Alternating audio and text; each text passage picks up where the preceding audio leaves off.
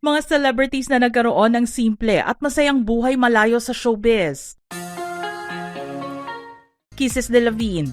Nakilala si Kisses nang sumali ito sa Pinoy Big Brother Lucky Season 7. Matapos na manalong second big placer, nabigyan siya ng pagkakataon na umarte. Naipareha kina Marco Gallo, Tony Labrusca at Donnie Pangilinan. Pero ipinagpatuloy nito ang pagiging isang beauty queen at sumali sa MUPH 2021 na nakapasok sa top 10. Ngayon ay nag-aaral siya ng ballet sa New York City, sa Martha Graham School. Erich Gonzalez. Ang isa pang artista na matagal nang hinihintay ng mga fans na makitang umarte, ay tila wala na ring balak na magbalik showbiz. Bigla na lang nawala si Erich at nabalitaan na nagpakasal na ito sa mayamang businessman na si Mateo Lorenzo. Naiulat din na mayroon na silang isang anak. Kaya naman mas naging abalan na ito sa pag-aalaga sa kanyang pamilya. Ngunit ang malungkot lang para sa mga tagahanga ni Erich ay hindi ito nakapagpaalam man lang kahit sandali sa kanila. Gayunpaman masaya sila at tanggap ang buhay na mayroon ngayon si Erich dahil alam nilang handa na rin ito na bumuo ng sarili niyang pamilya. Nanette Medved. Nagsimula muna si Nanette bilang modelo pero nagkaroon ng big break sa acting. Nang gawin niya ang lead role bilang si Darna noong 1991. Pero 1996 ay nagdesisyon siya na ipagpatuloy ang kanyang pag-aaral. Kaya ito pansamantalang nawala sa limelight. Matapos niyang ikasal sa mayamang businessman na si Christopher Poe noong 1999, naging abala siya sa mga advokasiyang hawak niya. Hanggang sa huminto na siya sa pag-arte taong 2000. Abala siya sa Generation Hope at PCX at sa pagiging chairperson ng Poe Family Council. Michelle Madrigal.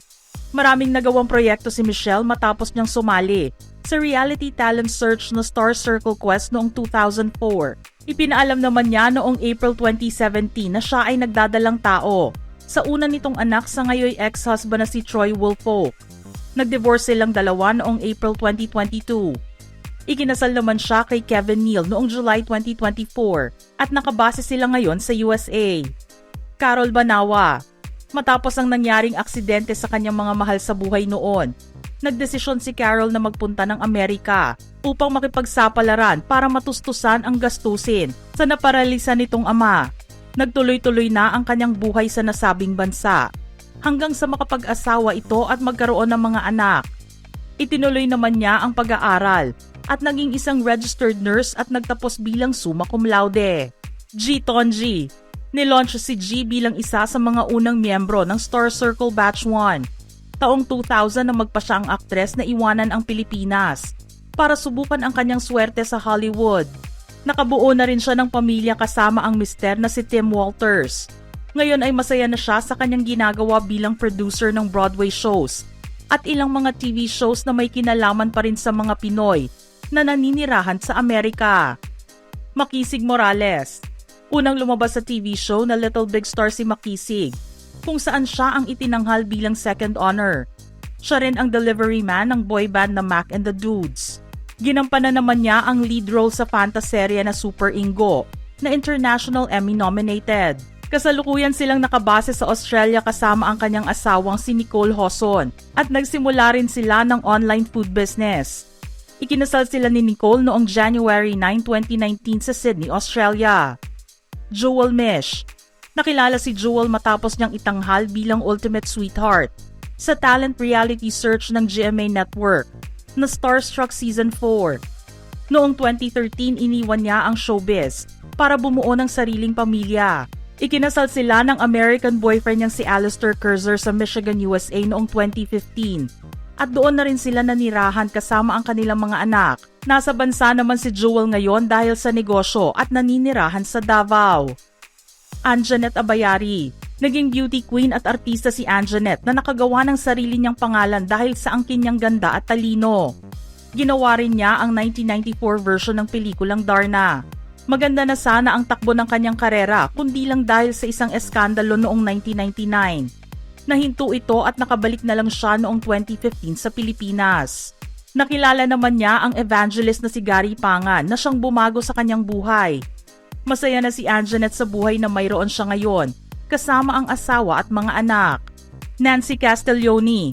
Ang half-Italian, half-Filipina actress and singer ay sumikat noong 2002 at nakilala din sa paggawa ng mga print and TV commercials. Pero mas ginusto niya ang simpleng buhay malayo sa limelight.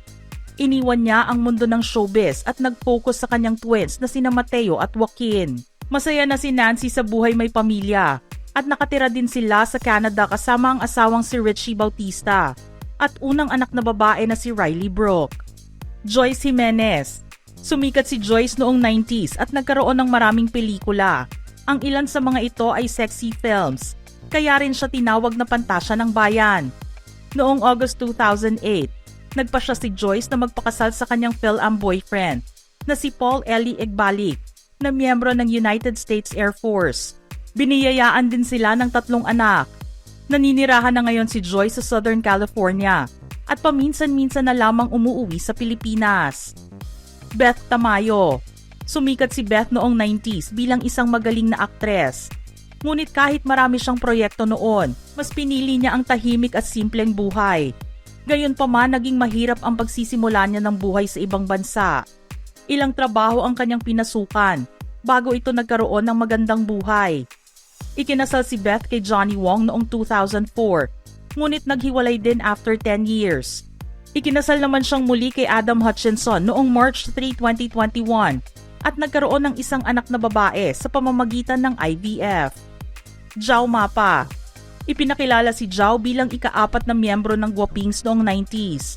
Kahit pinagsabay ang pag-aaral at showbiz, nagawa pa rin niya na makagraduate ng degree sa Fine Arts majoring in advertising mula sa University of Santo Tomas. Nagamit niya ang kanyang natapos na kurso dahil isa na siya ngayong art teacher sa isang international school. Krista Ranillo. Galing sa kilalang pamilya ng mga Ranillo si Krista. Ama niya ang magaling na aktor na si Matt Ranillo III at lola niya ang yumaong veteranong aktres na si Gloria Sevilla. Ilang pelikula rin ang kanyang nagawa noong artista pa siya. Taong 2002 nang magpahinga siya sa showbiz upang mag-aral. January 2010 nang iwanan niya ang pag-aartista at nagpunta sa Amerika.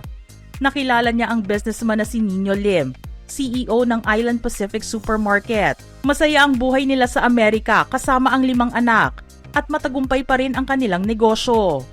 Bangs Garcia. Nakilala si Bangs bilang TV host sa teen variety show sa ABS-CBN Davao at nang lumuwas siya ng Maynila ay nakasali sa sitcom na Let's Go sa ABS-CBN. Iniwan niya ang buhay artista para sa mas magandang buhay. Kasama ang boyfriend na si Lloyd Birchmore, isang Filipino-British businessman. 3 beses silang ikinasal noong 2016 at 2017. Nakabase sila ngayon sa bansang UK, kasama ang 2 nilang anak. Busy rin si Bang sa pag-aasikaso sa kanyang online business. Lexie Fernandez. Sinimulan ni Lexie ang kanyang karera sa pag-arte sa ilalim ng GMA Network dahil gusto niyang sumunod sa yapak ng kanyang ina na si Maritoni Fernandez. Maraming proyektong nagawa si Lexie noong aktibo pa siya sa showbiz. Nagretiro siya sa showbiz noong 2015 matapos na dumanas ng anxiety at depresyon sa loob ng 2 taon.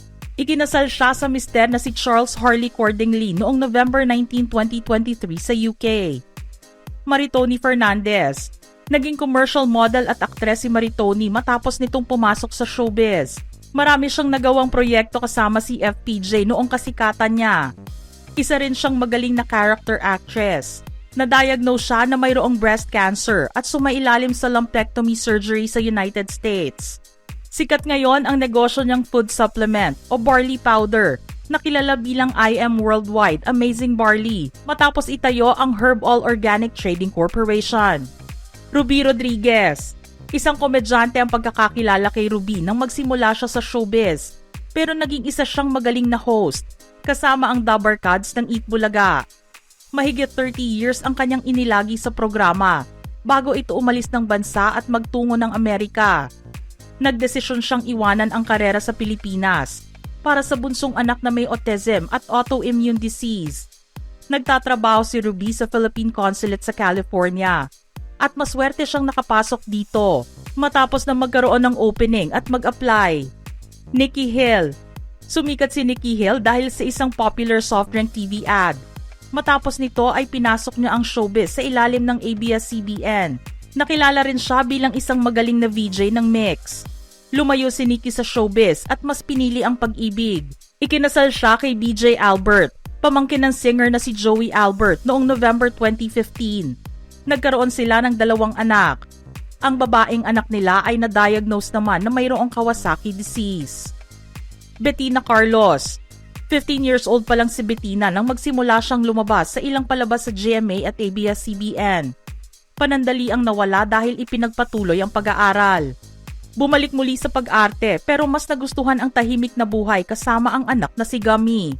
Ikinasal naman siya kay Mickey Eduardo noong December 2, 2020 at nagkaroon sila ng isang anak na isinilang niya noong December 2022. Kamakailan lang ay ibinalita niyang isinugod siya sa ospital dahil sa tension headache. Mga ka-showbiz peeps, gusto naming marinig ang inyong reaksyon sa ating listahan ngayon. Send in your thoughts in the comment section below.